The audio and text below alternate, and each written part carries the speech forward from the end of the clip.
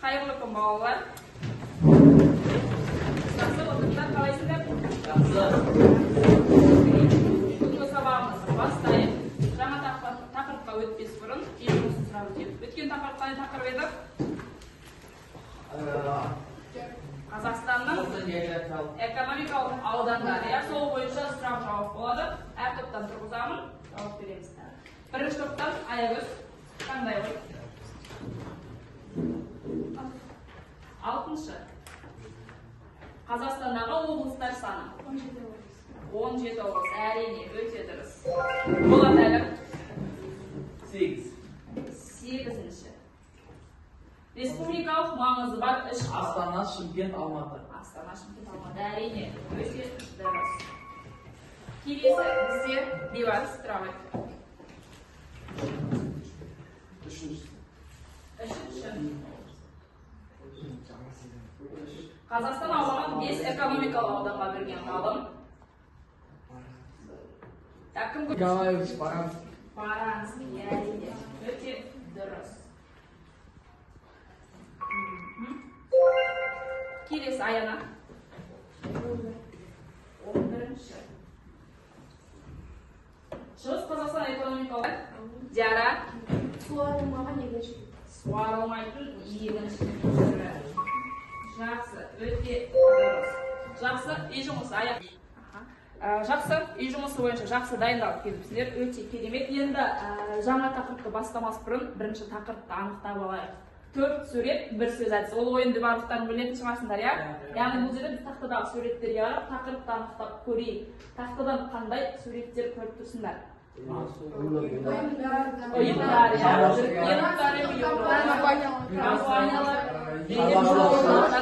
ал ортасында қандай сөз тұр? Субъект. Яғни сонда бізде бүгінгі тақырып дүниежүзілік шаруашылықтың субъектілері тақырыпты жазып аламыз.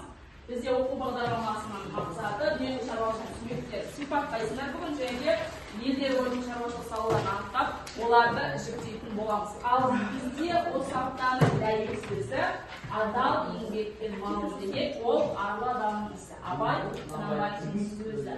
Жалпы бірінші шаруашылық дегенге тоқталып өтейік. Шаруашылық деген біз көріп отырғандардай адам өзін-өзі асырау үшін жасалатын немесе жасап жатқан жұмыстың түрі болып табылады. Ал бізде дүниежүзілік шаруашылықтың субъектілеріне жаңа өздерің айтып кеткендей бізде ұлттық шаруашылық, халықаралық экономикалық ұйымдар, трансұлттық корпорация және аймақтық интеграциялық топтар жатады. Оларды анықтамас бұрын кішігірім тапсырманы орындап кетейік. Мұнда QR-кодты сканерлесеңдер, тапсырмаға өтесіңдер.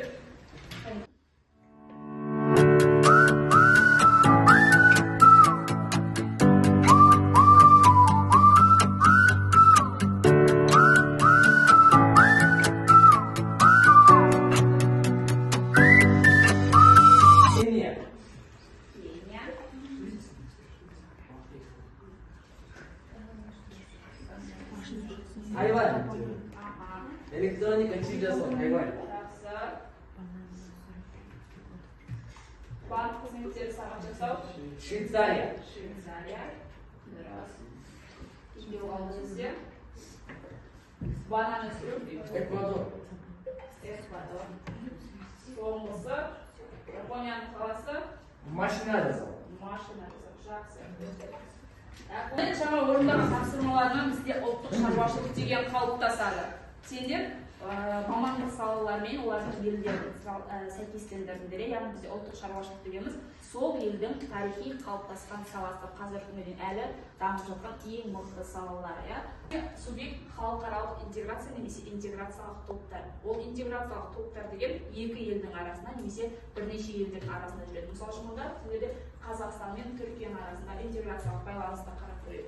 Олар интеграциялық байланыс орнату үшін ең бірінші екі ел өздерінің ережелерін жазады. Олар бір-бірден қанағаттандырған жағдайда ережелер келісім шартқа отырады, одан кейін барып арада байланыс орнайды. Бұл интеграциялық байланыс қандай артықшылықтары бар деген сұрақ болады. Яғни бұл жерде визалық режим. Сол байланыс орнатқан елге визасыз кіруге болады бірінші, екінші шекаралық кедендік бақылау жеңіл болады.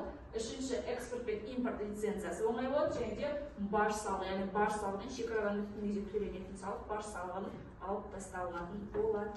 Трансұлттық корпорация корпорациялар деген өздерің білетін брендтер, дүниежүзілік ірі брендтер, яғни сол бізде ірі компаниялар болды. Тек қана сол елде ғана емес, өзге елдерде олардың филиалдары, еншілес компаниялар болды. Мысалы үшін суретте қандай ірі брендтерді көріп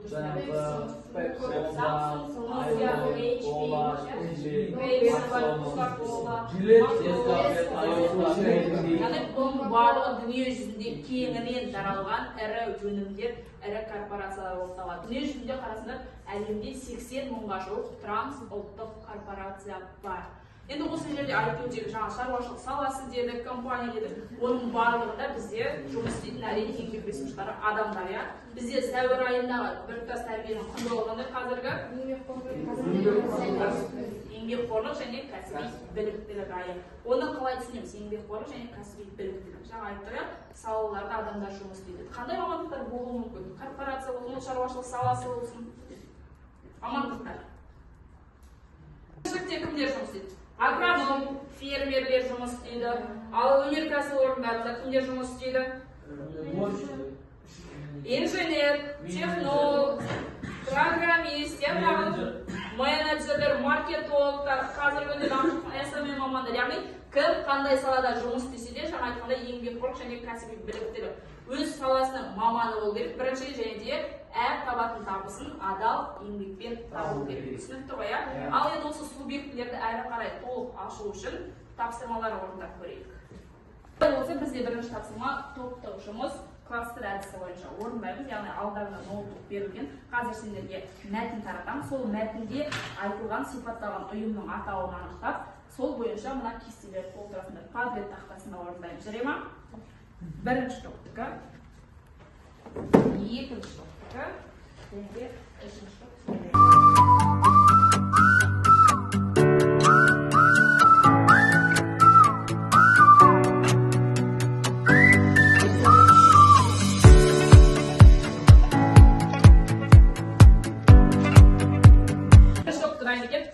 Бізге берілген ол нақты ұйымы. Ол 1994 жылы 1 қаңтарда күшіне енген. Оның үш штаб-пәттері бар: Вашингтон, Анкара және Мексика. Және де бізде нақты құрылғы мақсаты бірыңғай құрлықтық нарық құру. Яғни бізде нақты ол бізде үш мемлекеттің орасан зор мұнай кәсіпорындары болып саналады. Яғни мұнайды өндіру, одан керекті химиялық өнімдерді алу, сонымен қатар біздегі күнделікті қолданатын жанармай түрлерінде алу болып саналады. Және де бізде ол арқылы нарық көзіне шығару. Яғни бізде барлық қазіргі таңда пластмасс, полиметалл, химиялық түрлердің барлығы бізде мұнайдан алынады. Сол мұнайлардың барлығы бізде осы арқылы, яғни осыны құру арқылы бізде соның бәрі нарық көзіне шығару болып саналады. Және де келісімге енген мүшелердің инвестиция мүмкіндігін арттыру. Яғни бір-біріне инвестициясын арттыру болып саналады.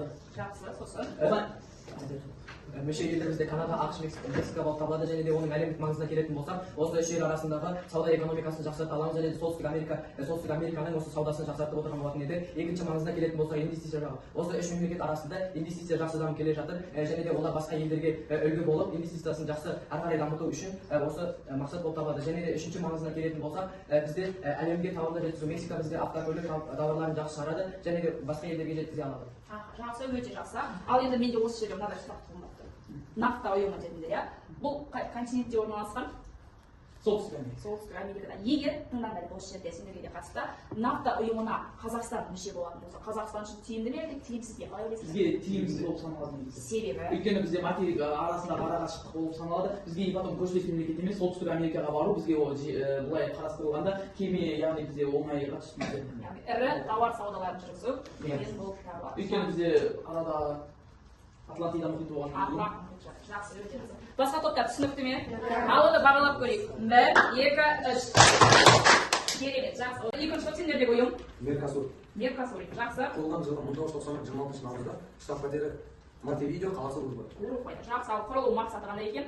Мақсаты еркін саудаға, халықтың және бірлестік қатысушы елдердің валютасының икемді қозғалысына жәрдемдесу көрінеді. Ал мүше елдер?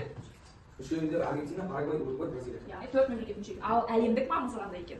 Әлемдік маңызы осы Меркосур Латын Америкасындағы экономикалық интеграция. Екінші тапсырмаға өтейік. Онда яғни бұл бізде трансұлттық корпорацияларға байланысты. Трансұлттық корпорация жаңа айтқандай өздерің білетін компаниялар, Coca-Cola дедіңдер, Nestle дедіңдер, сол бойынша.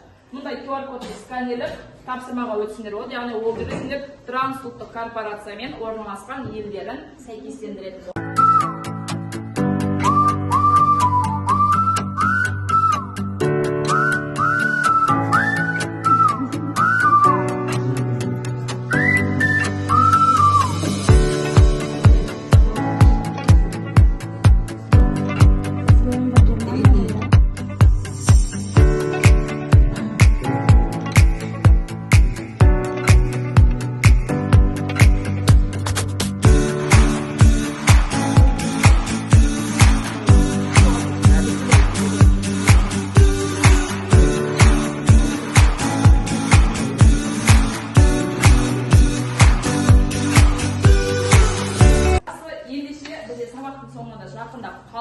бұл бізде үшінші тапсырма бекіту тапсырмасы. Яғни бізде қазір субъектілер дедік қой, трансұлттық корпорация, ұлттық шаруашылық, халықаралық ұйым деген сияқты. Енді визуализация жасап көрейік, визуализация әдісі. Яғни әр топ сендерде директорлар кеңесі, бір компанияның директорлар кеңесісінде.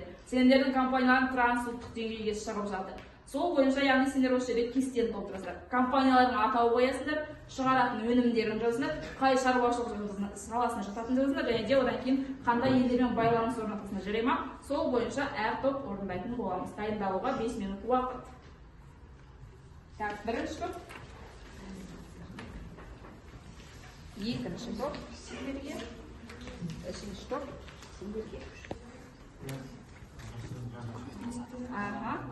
Ал жақсы, бірінші топ дайын болса, қанекей компаниялардың атауын қалай қойдыңдар?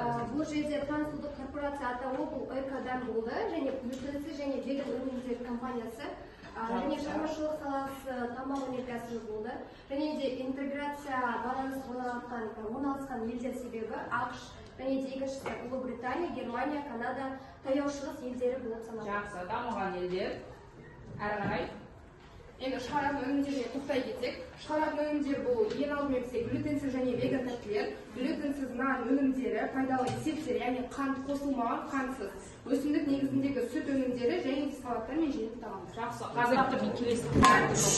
Онда сендерде қандай компания?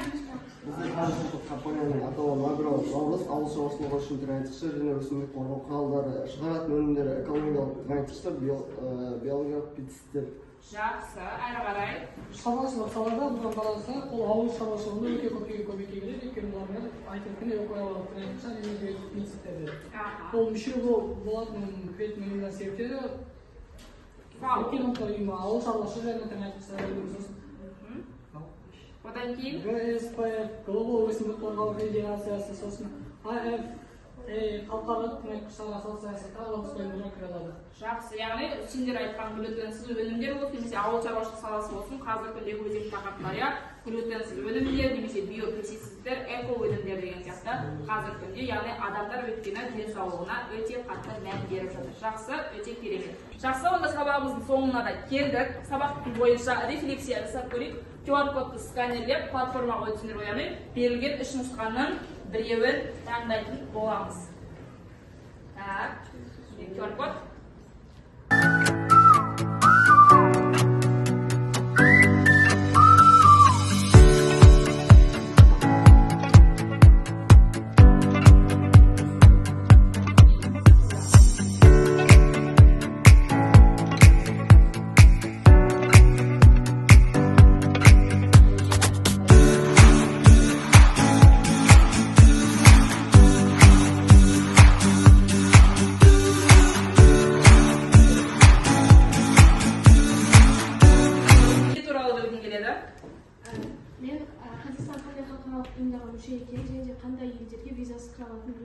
Жақсы, біз бүгін дүниежүзілік ұйымдарды қарастырдық, Қазақстан бойынша көп қарастырғандық.